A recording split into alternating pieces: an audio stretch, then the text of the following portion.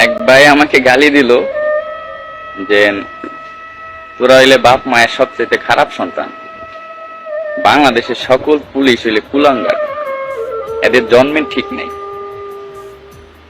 আমার কথা হইলো যে ভাই, বাংলাদেশে 2,20,000 পুলিশ, আমি মাইনে নিলাম বাংলাদেশে 2 লক্ষ পুলিশ বাপ মায়ের খারাপ সন্তান, কুলাঙ্গার, মূর্খ। আমি এক মধ্যবিত্ত ফ্যামিলির ছেলে, আমার নুন অন্তে পান্তা ফুরায়, আমার 14 গোষ্ঠীতে গভর্নমেন্ট জব কেউ করে না। আমি কোনো কোঠার পুলিশ না, আমি সাধারণ কোঠায় ভর্তি হয়েছি। আমার এই চাকরিটা হবে আমি কখনো আশাও করিনি। আল্লাহ আমার রিজিক লেখছিল পুলিশের চাকরি, আজ আমি চাকরি করি, আজ আমি কুলাঙ্গার। আমি একজন স্টুডেন্ট ছিলাম, আমি এইচএসসি পাস করে এখানে আসছি। যাই হোক, জনগণ আমাদের গালাগালি দেবে, এটা আমরা শুনি বা আরো শুনতে হবে, তা নিয়ে আমার কোনো আফসোস নেই। কিন্তু আমার যেটা বলার সেটা হইল, সবাই বলতেছে যে এই পুলিশ সদস্যদের সব বাদ দিয়ে দেন, আমরা মেধাবীরা এখানে আসবো, আমরা দেশটাকে গর্ব। ভাই, আমাদের ভিতরে হাজার হাজার বিসিএস ক্যাডার আছে। আমার লেখাপড়া এখন চলো না। এই যে দেখেন, এখন বাজে রাত 3টা, আমি রাস্তার ভিতরে একা, কেউ নাই, আমি একা আছি। কার জন্য আছি? আমার মা বাবার জন্য? অবশ্যই না, দেশের মানুষের জন্য। সবাই ঘুমাচ্ছে আর আমি সারা রাত এই রাস্তায় দাঁড়ায় দাঁড়ায় ডিউটি করব। সকালে ঘুম থেকে তারা উঠবে ফ্রেশ মাইন্ডে, যখন আমারে দেখবে, মানে সরাসরি না পারলে মনে মনে একটা গালি দেবে যে শালা কুলঙ্গারের বাচ্চার মুখটা দেখলাম, আমার দিনটাই খারাপ হয়। তাতেও আমার কোনো আফসোস নেই। কিন্তু কথা হইলো যে মেধাবী স্টুডেন্টরা যে আসবে, বাংলাদেশে তো আবার সরকার গঠন হবে, আওয়ামী লীগ আসুক, বিএনপি আসুক, জামাত আসুক, XYZ যে কোনো সরকার আসতে পারে, দেশের পরিস্থিতি তো আবারও খারাপ হতে পারে। তখন এই যে নতুন করে যে পুলিশ বাহিনী গঠন হবে বা যারা আসতে চাচ্ছেন, ভাই আপনাদের কি গালি দেবে না? কিন্তু আপনারা তো কুলঙ্গার মায়ের সন্তান না।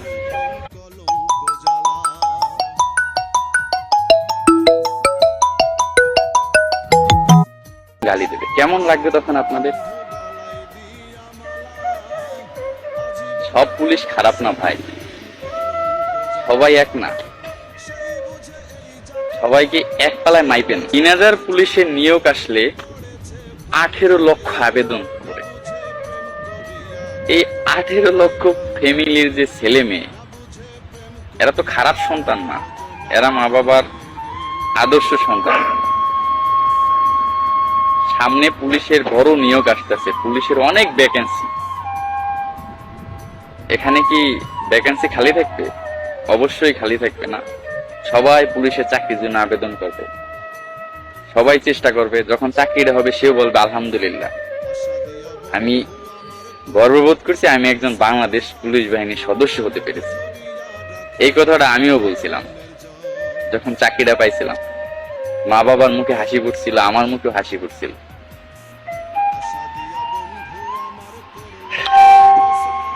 আসলে এগুলো নিয়ে কষ্ট পাবার কিছুই নাই। আমরা জনগণের গোলাম, স্বীকার করি। জনগণের সেবা করা আমাদের দায়িত্ব। হয়তোবা জনগণের আমরা ঠিক মতো সেবা দিতে পারতেছি না, এর জন্য হয়তোবা আমাদের এত গালাগালি করে। কিন্তু আমি একটা কথা বলবো সবাই, সেইটা হলো ভাই, আমি খারাপ হতে পারি, আমার মা খারাপ না, আমার বাবা খারাপ না। প্লিজ মা বাবা নিয়ে কখনো গালি দিয়েন না। অনেকে আবার বলবেন যে শালা তুই পোশাক পরে ভিডিও করতেছ কেন? ভাই, আমি সিভিল পোশাক পরার সময় পাই না ভাই, সারাক্ষণ এই ডিউটি লাগে থাকে।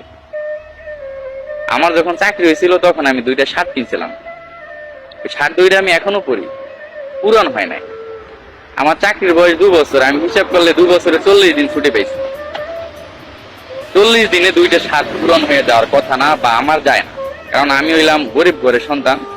আমার 40 দিনে 2টা শার্ট পূরণ হয় না। আমি ওই শার্ট 2টা আরো 2 বছর পড়তে পারবো ইনশাল্লাহ। ঠিক আছে, কিন্তু এখন এই পোশাক পরে ভিডিওটা করতে বাধ্যই হইলাম। যাই হোক, আমি আর কখনো পোশাক পরে ভিডিও করব না। আর যারা গালাগালিজ করেন তাদের কাছে একটা অনুরোধ থাকবে যে ভাই, আমারও মা আছে, বাবা আছে, আমারও বোন আছে, আত্মীয় স্বজন আছে, প্লিজ আমার জন্য আমার ফ্যামিলিটাকে খারাপ ভাববেন না। আমি আমার মা বাবাকে অনেক রেসপেক্ট করি, অনেক সম্মান করি। আমি বাংলাদেশ বাংলাদেশ পুলিশ বাহিনীকে আমি খুব ভালোবাসি, বাংলাদেশের মানুষকেও খুব ভালোবাসি। আপনারা গালি দেবেন, সহ্য করে নেব, কিন্তু মা বাবাকে দিয়েন না ভাই, বুকের বাম পাশে লাগে ভাই। ঠিক আছে, আমাদের কষ্টটা যদি বুঝতে হয়, আমাদের রুলস যদি বুঝতে হয়, অবশ্যই আপনার এই চাকরিটা করতে হবে, নাইলে আপনি আমাদের ব্যথা বুঝবেন না। আপনার সারাদিন বক বক করে আপনাদের বুঝাইতে পারবেন যে আমরা পরিস্থিতির শিকার নাকি অন্য কিছু, এগুলো সারাক্ষণ বললেও বুঝাইতে পারবো না। যাই হোক, আবেগে অনেক কথা বলে ফেলাইলাম, আপনারা আবার কষ্ট নেবেন না। সবার প্রতি ভালোবাসা এবং শুভকামনা রইল। আল্লাহ হাফেজ।